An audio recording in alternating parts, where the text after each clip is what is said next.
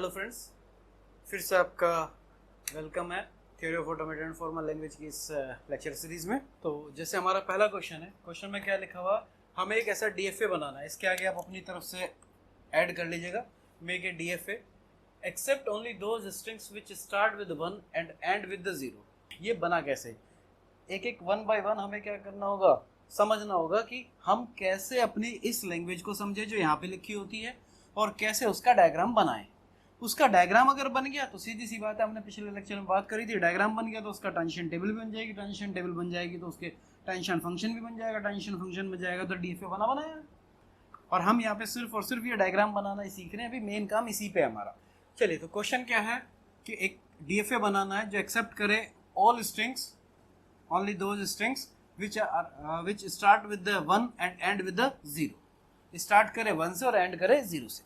ठीक है, तो जाहिर सी बात है कि भाई मेरी स्ट्रिंग कहाँ से स्टार्ट हुई, 1 से, और ये 0 से, और इसके बीच में यहाँ पे क्या आता है, 1 0 1 0 कुछ भी आ जाए, 1 और 0 का कोई भी कॉम्बिनेशन आ जाए। अब याद करो लास्ट लेक्चर की तरह, जब भी 1 और 0 का कोई कॉम्बिनेशन की बात करें, एनी कॉम्बिनेशन, तो हम यहाँ लगा देते हैं, ऐसा स्टार नहीं लगा देते हम कि भाई कोई भी कॉम्बिनेशन, तो भी 1 और 0 का कॉम्बिनेशन है तो 1 प्लस 0, 1 और 0 का कोई भी कॉम्बिनेशन, तो इसको ऐसे लिखेंगे स्टार क्लोजर लगा के। और जब भी ये स्टार क्लोजर लगता है तो यानी कि ये इतने हिस्से में क्या है, यहाँ पे क्लोजर। ठीक है, तो अब हम एक एक करके इसका डायग्राम बनाने की कोशिश करते हैं, क्योंकि वहां पे जो हमने पढ़ा था वो क्या पढ़ा था कि हर एक स्टेट के लिए एक नोड होनी चाहिए और हर एक इनपुट के लिए क्या होना चाहिए, एक आर्क होनी चाहिए। ये चीज हमने ट्रांजिशन डायग्राम में पढ़ी थी। अब उसमें बहुत सारी ऐसी होती है इनपुट आर्क जिनकी हमें जरूरत नहीं पड़ती, उन्हें हम हटा देते हैं।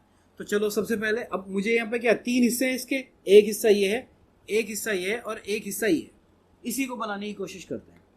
तो सबसे पहले वाला क्या है, अपनी स्टार्टिंग स्टेट बनाई हमने Q0।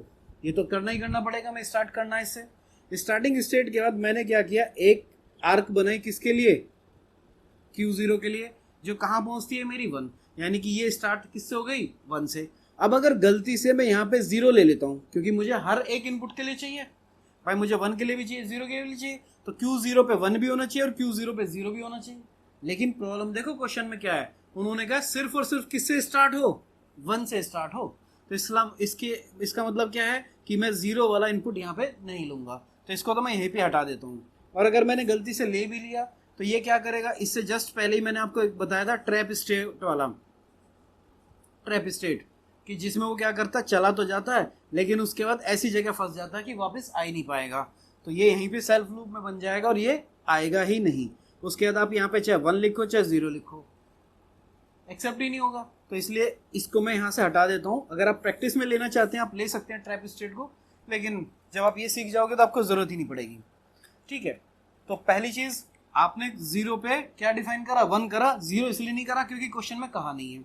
अब आ गए आप Q1 पे, तो Q1 पे अगर आपको दोनों इनपुट मिल सकते हैं, आपको यहाँ पे 0 भी मिल सकता है और आपको यहाँ पे 1 भी मिल सकता है, दोनों में से कुछ भी मिल सकता है। अगर तो वो 0 मिला तो आप एक अलग स्टेट पे चले गए जिसको आपने बोल दिया Q2, और अगर आपको 1 मिला आप उससे नेक्स्ट स्टेट पे चले गए, आपको मिल गया Q3। ठीक है, स्टार्ट हुआ 1 से एंड और यहाँ पे 0 आ गया।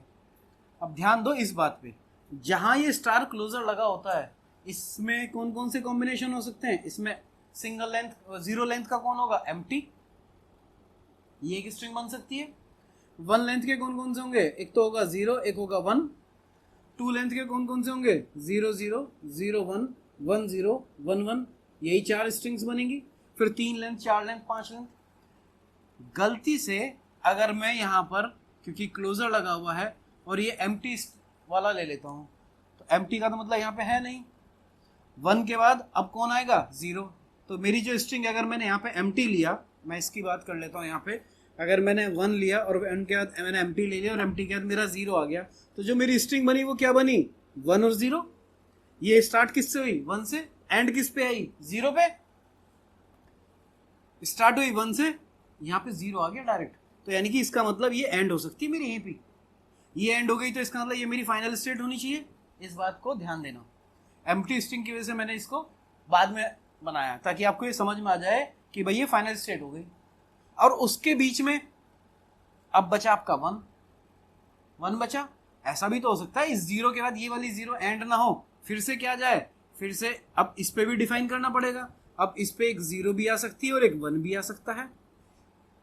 0 आ जाए तो 0 0 0 0 लास्ट में 0 रहेगी तो वो घूम के क्या हो जाएगी, वो एंड स्टेट पे आनी चाहिए। ये बात समझ में आई आपके कि भाई अगर यहाँ पे आपकी 0 आ गई तो ये डिफाइन कहाँ होगी जाके वापस 0 पे, क्योंकि आप कितने भी 0 रख लो एंड विद 0 ही होना है इस वाली कंडीशन में। और गलती से अगर 1 आ गया बीच में कहीं, भाई वो 0 तो इसकी वजह से आ रहा है ना। मान लीजिए ये वाली स्ट्रिंग ले लीजिए आप 0 0 वाली, ठीक है। तो अब आपकी स्ट्रिंग क्या हो गई, पहला 1 डबल 0, यानी कि इनके कॉम्बिनेशन में डबल 0 हो गए और लास्ट वाली एक 0 आ गई। तो आप कहाँ है, 1 से आप आ गए Q1 पे। जैसे प्रोसेस करते हैं तो पहले वाली स्टेट के लिए आप आ गए Q1 पे। अब Q1 पे अब नेक्स्ट इनपुट कौन होगा, ये 0, ये 0 लेके आ गया Q2 पे। अब इस हिसाब से तो फाइनल स्टेट आगे कहानी खत्म हो गई, नहीं कहानी खत्म नहीं हुई, क्योंकि जब तक पूरी स्ट्रिंग प्रोसेस नहीं होती तब तक हम ये कह ही नहीं सकते कि वो एक्सेप्टिंग स्टेट है या नॉन एक्सेप्टिंग है, यानी कि वो स्ट्रिंग एक्सेप्ट होती है या नॉन एक्सेप्ट नहीं होती। ये तो हमें तभी पता लगेगा जब हमारी पूरी स्ट्रिंग एंड पे पहुंच जाएगी। तो यहाँ पे अभी आप फाइनल स्टेट की बात नहीं करेंगे, क्योंकि अभी आपका नेक्स्ट इनपुट कौन है, ये वाला 0। ये वाला 0 लेके आप कहाँ पहुंचे, फिर से यहीं पहुंच गए। फिर आपने कहा कि नेक्स्ट, फिर से आप 0 लेके आ गए। अब आपकी जो पूरी स्ट्रिंग थी क्या हो चुकी, प्रोसेस। और ये स्ट्रिंग जब आपकी प्रोसेस हो गई पूरी, और अभी भी आप किस जगह पे है, Q2 पे। Q2 क्या है, फाइनल स्टेट। अगर ये फाइनल है तो इसका मतलब ये लैंग्वेज क्या है, एक्सेप्टेड। तो इसका मतलब ये वाली जो स्ट्रिंग है, ये वाली जो स्ट्रिंग है वो एक्सेप्टेड स्ट्रिंग है, ठीक। अब गलती से मैं ये वाली ले लेता हूँ स्ट्रिंग, इस वाली के अकॉर्डिंग जो मैंने स्ट्रिंग बनाई वो क्या बनेगी, पहला मेरा 1, आगे मैंने लिया 0 1 और लास्ट मेरा क्या हो गया 0। अब इसके लिए एक बार ट्राई कर लो, क्वेश्चन तो तभी समझ में आएगा। पहले वाले से हम कहाँ पहुंच गए, Q1 पे। Q1 पे 0 आ गया, हम कहाँ पहुंच गए, Q2 पे। तो इस जगह पे हम कहाँ है, Q2। अब Q2 पे हमें नेक्स्ट इनपुट क्या मिलना है, 1। 1 तो हमने डिफाइन ही नहीं करा था। 1 अगर मैं डिफाइन करूं तो मैं कहाँ ले जाऊं इसको, तो जाहिर सी बात है जब मेरा यहाँ पे ये लूप बनना है तो लूप तो तभी बनेगा जब मैं वापस घूम के इसी पे आ जाऊं, प्रीवियस वाली पे। तो ये मेरा लूप का भी काम कर देगा। तो ये मैंने 1 डिफाइन कर दिया इस पे, ठीक है।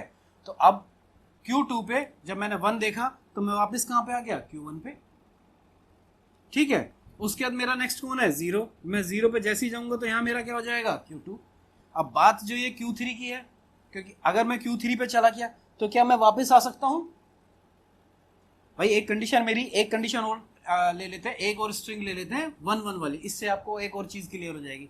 अब जो स्ट्रिंग बनेगी वो कौन बनेगी, 1, इनकी वजह से 2 1 और लास्ट वाली 0, ठीक है। इस स्ट्रिंग के अकॉर्डिंग 1 पे आए तो यहाँ से आप Q1 पे पहुंच गए, नेक्स्ट इनपुट 1। अब यहाँ से 1 नेक्स्ट इनपुट तो यहाँ पे है, यहाँ तो 0 जा रही है, 1 यहाँ पे आया, आप आ गए किस पे, अब Q3 पे। Q3 पे 1 डिफाइन करना पड़ेगा। अगर आपने घुमा के यहीं डाल दिया तो ये ट्रैप स्टेट हो गई। तो इसलिए वापस इसको क्या करना है कि इसको यहां ले जाने की बजाय इसको आप सेल्फ लूप बना दीजिए, किसका, 1 का। यानी कि जितने भी 1 आएंगे वापस इसी Q1 पे ही घूम के आते रहेंगे। और अगर कोई 0 आती है तो 0 लेके आप Q2 पे चले जाइए, उसके बाद कितनी भी 0 आ जाओ कोई दिक्कत नहीं आपको। तो ये जो बनेगा ये सेल्फ लूप का भी काम करता है और ये वैसे भी काम करता है। तो ये समझ में आएगी बात। ये अगर समझ में आ जाती है तो अब हम बात करते हैं इसकी। ये ट्रांजिशन डायग्राम बन गया, मेरा कंप्लीट हो गया। मैं इसकी ट्रांजिशन टेबल बनाता हूं। तो जो टेबल बनेगी वो क्या बनेगी, Q0 कुछ इसी तरीके की थी। कौन कौन इनपुट है, एक 0 है, एक 1 है। तो अब ये टेबल बनाते हैं। तो पहला क्या हमारा Q0, Q0 पे 0 तो डिफाइन है नहीं, ट्रैप स्टेट में जाएगा। 1 के ऊपर डिफाइन है तो क्या है, Q1। Q1 के लिए 0 डिफाइन है तो कहाँ पहुंचते हैं, Q2 पे। और Q1 के लिए 1 डिफाइन है तो वापस मैंने सेल्फ लूप इसीलिए बनवाया है, तो वापस कहाँ जाएगा, Q1 पे। और अब अगर हम Q2 पे, Q2 पे अगर 1 आता है तो वापस ये कहाँ पे, सॉरी 0 आता है तो कहाँ आता है, Q2 पे। और अगर ये 1 आएगा तो कहाँ पहुंचेगा, ये Q1 पे। और ये फाइनल स्टेट है तो इसलिए इसको मुझे इस तरीके से गोला करना है, ठीक है। तो ये मेरी बन गई ट्रांजिशन टेबल। और ट्रांजिशन टेबल क्या, ट्रांजिशन फंक्शन बनाना है। तो वो भी सीधे हमने क्या किया था, डेल्टा लिया। Q0 पे हमने 1 डिफाइन किया तो हम कहाँ पहुंचते हैं, Q1। डेल्टा Q1 पे हम कौन डिफाइन करते हैं, 0 को डिफाइन करते हैं तो हम पहुंचते हैं Q2 पे। डेल्टा Q1 पे हम 1 डिफाइन करते हैं तो कहाँ पहुंचते हैं, Q1 पे। डेल्टा Q2 पे हम 0 डिफाइन करते हैं तो कहाँ पहुंचते हैं, Q2 पे।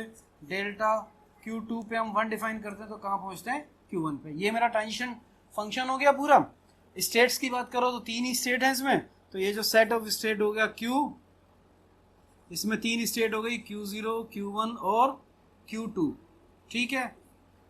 इनपुट सिंबल में कौन है, 0 और 1, ठीक। नेक्स्ट कौन है आपका ट्रांजिशन फंक्शन, मैंने डिफाइन कर दिया यहाँ पर। नेक्स्ट आपका इनिशियल स्टेट वो Q0 हो गई, और जो फाइनल स्टेट है, फाइनल स्टेट में कौन है मेरा, Q2। बन गया DFA। ये DFA का तरीका होता है। तो सबसे मेन चीज जो है, इस टाइप के जो भी क्वेश्चन आएंगे, अभी प्रैक्टिस करेंगे और भी बहुत सारे क्वेश्चंस, तो उसमें हमें सिर्फ ध्यान देना है कि जो क्वेश्चन लिखा हुआ है उसी में आंसर है हमारा, बस उसको थोड़ा सा दिमाग लगा के इसमें ऐड करना है। और जितना ज़्यादा आप इस टाइप के क्वेश्चन की प्रैक्टिस करोगे, तो समझ लीजिए गेट में या किसी भी कॉम्पिटिटिव में या आपके यूनिवर्सिटी के एग्जाम में आपको कोई प्रॉब्लम नहीं आने वाली। तो इनकी प्रैक्टिस करनी है सबसे ज़्यादा।